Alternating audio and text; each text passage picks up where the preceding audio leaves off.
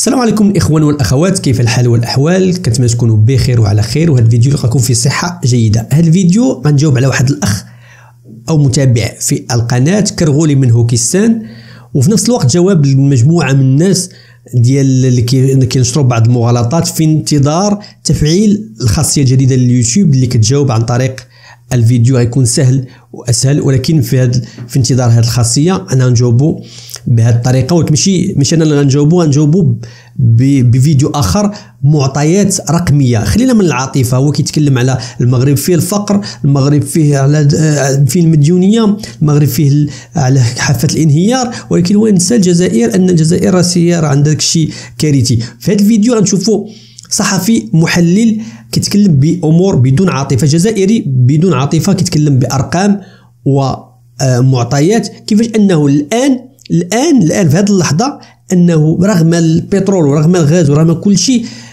الجزائري الى شدينا الثروه الجزائر كامله قسمناها على الجزائريين كيبقى الجزائري فقير بالمقارنه مع التونسي والمغربي في اخر تقرير ديال البنك الدولي، البنك العالمي الدولي. خليكم تشوفوا الفيديو من الاول حتى الاخير في مجموعه من المعطيات القويه جدا بالارقام. طبيعه الحال الا كنتي اول مره كتجي القناه يسعدنا انك تشترك معنا، في الوصف كاين قنوات احتياطيه. كذلك شكر بزاف للناس اللي كيكتبوا لنا كلام جميل ماشي بحال هذا، وفي نفس الوقت كيكتبوا لنا تعاليق وافكار وكيديروا لايك مثل الفيديو. نتلاقاو في الاخير نشوفوا امور بعض الجزئيات اللي قال هذا الصحفي وما تطرقناش ليها في البدايه. En tout cas, je vais demander que vous soyez concentrés jusqu'au bout de cette émission parce que j'aimerais attirer votre attention sur la problématique de la situation économique de notre pays. Kane, en ce moment, depuis 2022 jusqu'à cette année 2023, qu'il y a un décalage énorme entre ce que disent notamment les dirigeants algériens, à la tête à le président algérien, et le décalage par rapport à la réalité quotidienne, la réalité économique et socio-économique et financière de la population algérienne. Qu'il y a un décalage énorme. Les uns, les dirigeants, notamment nous font croire que le pays avance, progresse, que son économie se diversifie, que des grands projets sont en cours, alors que dans la réalité, les Algériennes et les Algériens subissent, qu'est-ce qu'ils voient, qu'est-ce qu'ils subissent, qu'est-ce qu'ils constatent? Une vie qui n'a jamais été aussi chère dans leur propre pays, un chômage qui n'a jamais été aussi élevé, des salaires qui n'ont jamais été aussi bas, une instabilité économique qui n'a jamais été aussi chronique et aussi dangereuse, une économie nationale qui n'a jamais été aussi paralysée, et des projets, aucune vision, aucun plan de redressement. Voilà ce que les Algériens et les Algériennes constatent. Mais le décalage, il est énorme. Maintenant, quelle raison? Qui a raison? Est-ce que c'est Abdelmajid Tebboune et ses ministres, ou là c'est le ressenti de la population algérienne? ناخذوا le côté chiffre. حنا يا جماعة الناس تعرفوا بالأرقام، حنا ما نتكلموش بالمشاعر. On va parler du côté chiffre. Beaucoup d'Algériens et d'Algériens ne savent pas qu'aujourd'hui, et c'est pas moi qui le dis, c'est la Banque mondiale, qui est l'organisme le plus crédible dans le monde en termes de statistiques, et c'est lui qui fait les comparaisons entre les différents niveaux de développement des pays et le niveau de pauvreté et de qualité de vie des populations à travers le monde, à travers des statistiques confirmées, vérifiées, parce que la Banque mondiale, la majorité des pays membres de l'État de l'ONU, 193, 194 pays sont membres de la Banque mondiale, et qui regroupe l'ensemble des institutions bancaires du monde entier. Donc ils ont accès à toutes les sources les plus fiables, les plus crédibles, qui sont vérifiées, recoupées encore une fois. Elle nous informe que depuis 2021, ce que peu d'Algériens et d'Algériens ne savent pas, c'est qu'ils sont devenus plus pauvres. Les Algériens, pour la première fois de l'histoire du pays, les Algériennes et les Algériens sont devenus plus pauvres que les Marocains et les Tunisiens. Je dis bien, ils sont devenus plus pauvres que les Marocains et les Tunisiens.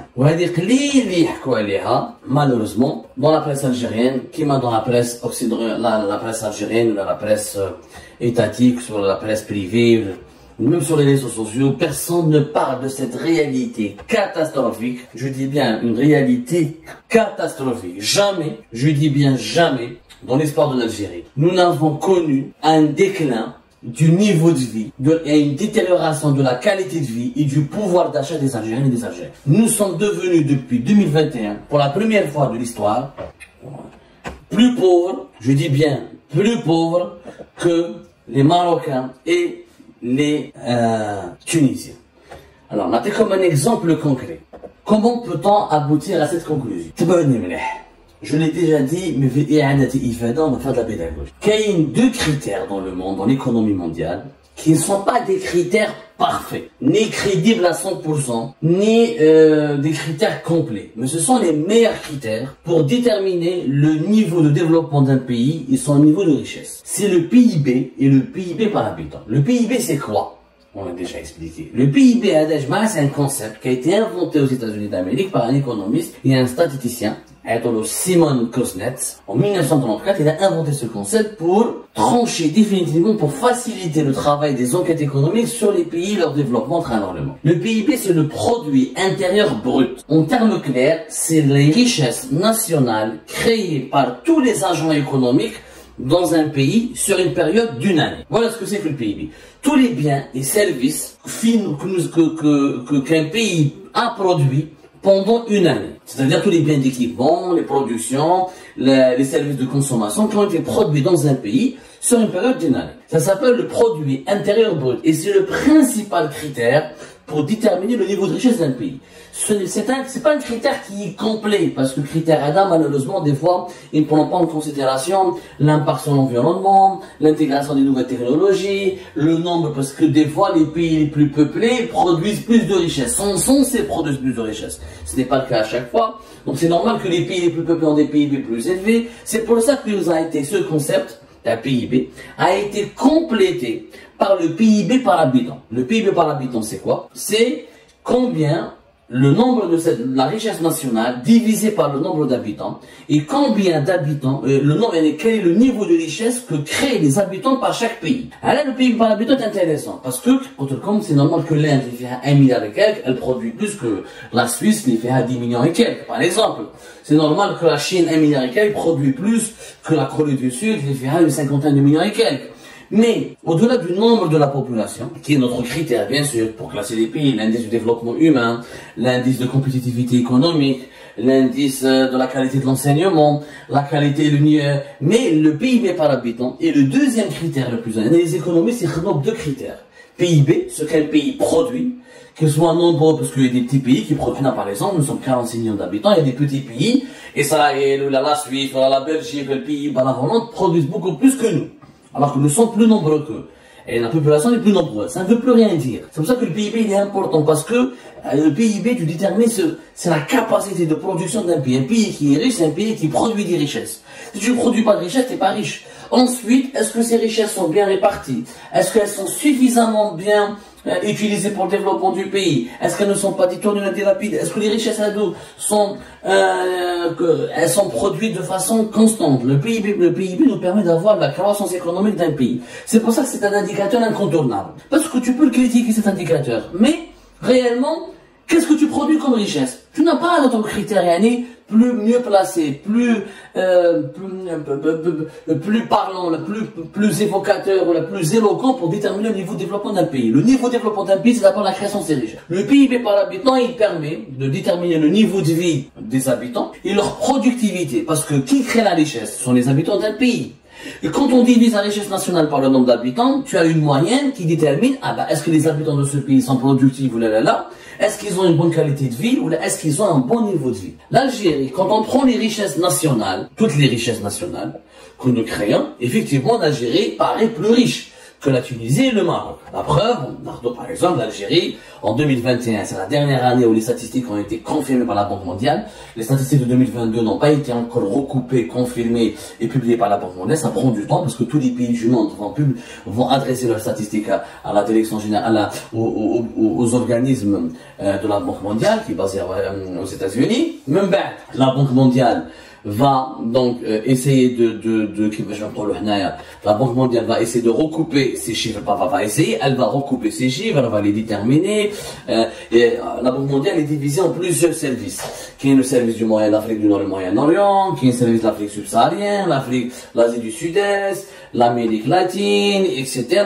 Donc, ils ont besoin de beaucoup de temps pour essayer de déterminer avec exactitude est-ce que les statistiques qui leur sont communiquées par les gouvernements, par les instances gouvernementales, sont correctes ou non. 2021, les derniers chiffres sont là. Les derniers chiffres de 2021, l'Algérie, effectivement, elle paraît plus riche que le Maroc. L'Algérie a produit 163 milliards de dollars de richesse, alors que le Maroc a produit 142 milliards de dollars de richesse. Et la Tunisie, un pays encore, une richesse beaucoup moins importante, 46 milliards de dollars de richesse. Sauf qu'en Tunisie, la population elle est modeste. La population de la Tunisie c'est 12 millions et quelques. La population du Maroc elle est à 36 millions, c'est 37 millions. L'Algérie, nous sommes à 46 millions d'habitants. Cela signifie quoi? Cela signifie que lorsque nous essayons d'avoir le PIB, lorsqu'on calcule le PIB, qu'on ait de la richesse nationale, entre l'Algérie et le Maroc, par exemple, il y a une différence de 12%. L'Algérie est plus riche que le Maroc de 12%. Mais quand on va voir le PIB par habitant, malheureusement, les Marocains s'en sortent mieux que les Algériens et les Tunisiens aussi s'en sortent mieux que les Algériens. Pourquoi? Le PIB par habitant en 2021 en Algérie il était de 3691 $ par habitant durant toute l'année 2021. Au Maroc, il était de 3795 et en Tunisie, il était de 3007 $. Et c'est la première fois, jamais, je dis bien, depuis l'indépendance, jamais le PIB par habitant du Maroc et de la Tunisie n'a été supérieur au PIB par habitant en Algérie. C'est la première fois. Vous regardez les statistiques, toutes les statistiques de la Banque mondiale, il y a des schémas, il y a des infographies, vous allez voir que l'Algérie a toujours été, les Algériennes et les Algériens ont toujours eu un meilleur niveau de vie, une meilleure qualité de vie, ils étaient plus riches que les Tunisiens et les Marocains. C'est la première fois que nous sommes devenus plus pauvres, légèrement plus pauvres, 3691 $ par an, c'est une moyenne, pour 3800 $ par an pour les Tunisiens et 3595 $ pour les Marocains. Comment est-ce possible? Eh ben c'est simple. Pour un pays de 45, pratiquement, on sera 46 millions d'habitants, le niveau de richesse que nous créons, il est insuffisant pour couvrir tous les besoins de notre population. Il n'est pas normal qu'un pays de 46 millions d'habitants ne produise que 163 milliards de dollars de richesse en 2021. Alors que les Marocains, 37 millions d'habitants, ils ont produit 142 milliards de dollars. C'est-à-dire que les Marocains sont plus productifs en richesse que les Algériens. Et les Tunisiens, la même chose. Pourquoi? Parce que les richesses les 163 milliards de dollars, plus de 20 à 30% c'est du pétrole et le gaz. C'est les exportations du pétrole et du gaz. Or, le pétrole et le gaz, ce n'est pas une richesse que nous créons. C'est une richesse naturelle.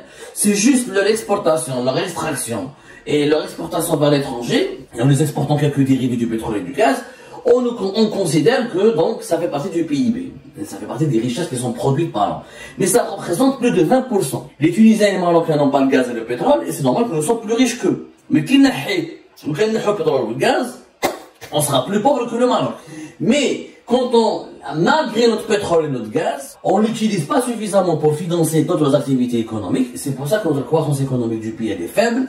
Et c'est pour ça que quand on divise les richesses nationales par le nombre d'habitants, on a une moyenne plus faible. On a un PIB par habitant plus faible que le Maroc et la Tunisie. Et donc réellement, nous sommes devenus plus pauvres que les Marocains et les Tunisiens parce que ça ne nous suffit pas. Ça ne va pas. Ça ne nous suffit pas. Les 163 milliards de dollars créés en 2021 comme richesse nationale en Algérie, ben il faut neige. Mais il faut neige. Maintenant, en 2022, c'est vrai que ça s'est amélioré. C'est normalement ça s'est amélioré parce que, avec l'augmentation des revenus du pétrole et du gaz, nous avons gagné une cinquantaine de milliards de dollars par rapport à 2021, nous avons gagné 34-35 milliards de dollars. C'est-à-dire que normalement, le PIB de l'Algérie, il faut les 170 milliards de dollars en 2022, il y a même jusqu'à 180 milliards de dollars. Où on a normalement, le PIB, on estime que le PIB de l'Algérie, la richesse nationale créée en Algérie en 2022, elle sera de 187 milliards de dollars. Là, on va normalement redépasser. Là, on va dépasser le Maroc et la Tunisie, mais toujours, quand on divise le nombre des richesses créées par le nombre d'habitants, on va se retrouver avec une moyenne encore faible. Parce que le gaz et le pétrole tana n'est pas suffisamment, encore une fois, utilisé pour financer le développement du pays. Normalement, à partir de notre gaz et notre pétrole, on développe l'industrie pétrochimique, on finance un bon secteur de l'enseignement supérieur pour créer des startups, un secteur de création de nouvelles technologies, on développe une industrie locale parce qu'on a l'énergie, on a le pétrole et le gaz et on crée des emplois. Et c'est comme ça que normalement nous allons devenir un pays émergent, un pays sur la voie du développement. Mais ce n'est pas le cas. En réalité, les chiffres, le PIB par habitant en Algérie, il est faible, il s'est affaibli. Et c'est la première fois, ça s'est passé sous l'ère du régime Tebboune. Sous l'ère du régime Bouteflika, nous n'avons jamais eu un problème comme celui-là. C'est-à-dire que l'Algérie, sous l'ère Bouteflika, elle a fait toujours un PIB beaucoup plus élevé. Sur la Bouteflika, par exemple, l'Algérie, en 2014, on a produit 213 milliards de dollars de richesse par an. jusqu'à 166 milliards de dollars, mais jamais, même la crise en 2018, la dernière année du mandat présidentiel de Bouteflika, le PIB, les richesses nationales créées pendant une année en Algérie ont atteint un niveau de 174, presque 175 milliards de dollars. Il y a la pandémie de la Covid-19 en 2020, mais l'économie mondiale a redémarré en 2021, en 2022. Bon, en 2022, normalement, grâce au prix historique du pétrole et du gaz dans la 187, mais jamais le système Tebboune n'a pu, en tout cas pour le moment, pratiquement pas, parce qu'il lui reste une année, créer autant de richesses qu'à l'époque de Abdelaziz Bouteflika. Parce que la production du pétrole et du gaz était meilleure à l'époque de Bouteflika, et parce que si on avait une meilleure industrie, on avait une meilleure économie, on avait une meilleure production économique, alors que sur l'époque de Tebboune, nous avons une production économique très très faible, et de plus en plus faible. Mais c'est que mais cet argent du pétrole et du gaz, malheureusement, n'a pas permis aux Algériens et aux Algériens d'améliorer leur niveau de vie. Au contraire, en tout cas en 2021, on attendra les chiffres à 2022, on verra pour comparer encore davantage, il y a certainement une légère amélioration, mais elle restera légère pour un pays qui a autant de richesses. Il n'est pas normal que les Algériens et les Algériens ne soient pas 2 ou 3 fois plus riches que les Marocains et les Tunisiens, avec un pays aussi vaste, avec beaucoup plus de richesses que le Maroc et la Tunisie, non seulement le pétrole et le gaz, mais aussi d'autres richesses minières. D'autres richesses minières et beaucoup plus de potentialité économique et humaine que le Maroc et la Tunisie. Wallah, je m'en connais le pétrole ou le gaz, le balek plus pauvre que le Soudan ou l'Éthiopie. Et alors là, l'Éthiopie a une grande force économique importante. Mais, ça reste un pays pauvre parce qu'il a plus de 100 millions d'habitants, il y a une instabilité politique, il y a des problématiques climatiques, etc.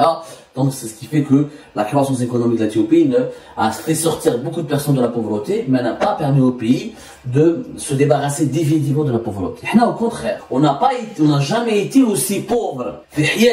Depuis la fin de la décennie noire, nous n'avons jamais été aussi pauvres. Et maintenant, nous avons un PIB par habitant qui est en train de chuter de plus en plus parce que le nombre de la population algérienne augmente de plus en plus, alors que dans la croissance économique, elle est de plus en plus faible. Et c'est pour cette raison, par exemple, dans l'année 2021, la croissance économique de l'Algérie a été alors qu'au Maroc, sa croissance économique elle était de 7,9%, en Algérie, on a été que de 3,4%. L'Algérie, pour qu'elle puisse faire vivre sa population et répondre aux besoins de sa population et faire vivre sa population dans la prospérité et en empêchant la pauvreté d'accabler sa population, nous avons besoin d'une croissance économique de 6 à 7% par an au minimum. Parce qu'on fait beaucoup de bébés, on a 1 million de bébés par an. Et on est un pays vaste et important, un grand pays. Pour le développer, il faut beaucoup d'argent. Maintenant, le croissance économique vient de 3, 4, 2. Donc, les bilan économique est bon. Il est favorable, il est avantageux, et le pays, la nouvelle Algérie est en train de se développer, ou elle est en train d'apporter des solutions contre la pauvreté. L'Algérie n'a jamais été aussi pauvre que sous l'ère Tebboune. Et au contraire, depuis l'indépendance du pays, nous sommes devenus plus pauvres, en tout cas en 2021, que les Marocains et les Tunisiens. Et ça, c'est grave.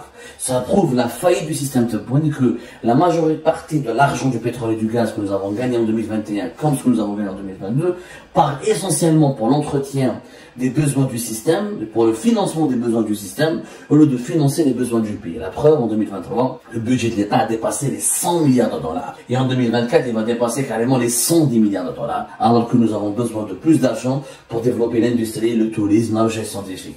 Mais au lieu d'injecter de l'argent dans la création de richesses, le régime algérien injecte de l'argent pour acheter des armes, payer les policiers, les fonctionnaires, les gendarmes, et augmenter les budgets des ministères, de la présidence, des diplomates algériens à l'étranger, et pour entretenir un train de vie princier de l'État. Ce n'est pas comme ça qu'on va se développer. Et la fin de mandat de Tebboune risque d'être encore plus chaotique, et vous allez voir qu'en 2024, d'autres mauvaises surprises nous attendent. كما شفتوا الاخوان يعني قال كلام قوي وكلام قوي جدا، والخلاصه لهذا الشيء كامل انه الفرق باين انه المغرب شعب منتج برودكتيف، كينتج كيخلق لا غيشات كيخلق الثروه، وبطبيعه الحال الجزائر ماشي منتجين كسالى الماكله والنعاس، وهادشي اللي كاين وما كاينش الثروه، بالعكس هما مستهلكين حتى الثروه اللي عندهم البترول والغاز كيستهلكوا منها اكثر لانه ما كينتجوش وما كاينش استثمارات في هذا الشيء، وغتبقى حليمه على هذه القديمه حتى غادي تسالي الثروه، وربما تزول هاد الاقتصاد الريع اللي كاين في الجزائر. عطينا الراي ديالك في هذا الموضوع، اشنو بان لك؟ كان عندك الفكره ما كانتش عندك؟ كنتي جزائري او كنتي مغربي؟ اعطيني التعبير ديالك. واش باقي انت كتامن بهذيك الاكذوبه اللي كيكذبوا عليكم الديكالاج الكبير ما بين المعلومه ديال التبون الكذبون وبين الوقائع والحقائق اللي كاينه. الراي ديالك مهم جدا. بطبيعه الحال كنتي اول مره كتجي القناه، ديرنا واحد الاشتراك، في الوصف كاين قناه احتياطيه. كذلك شكر بزاف الناس اللي كيشاركوا معنا الافكار ديالهم واقتراحات ديالهم لتحسين المحتوى. والى اللقاء فيديو اخر ان شاء الله. تهلاو.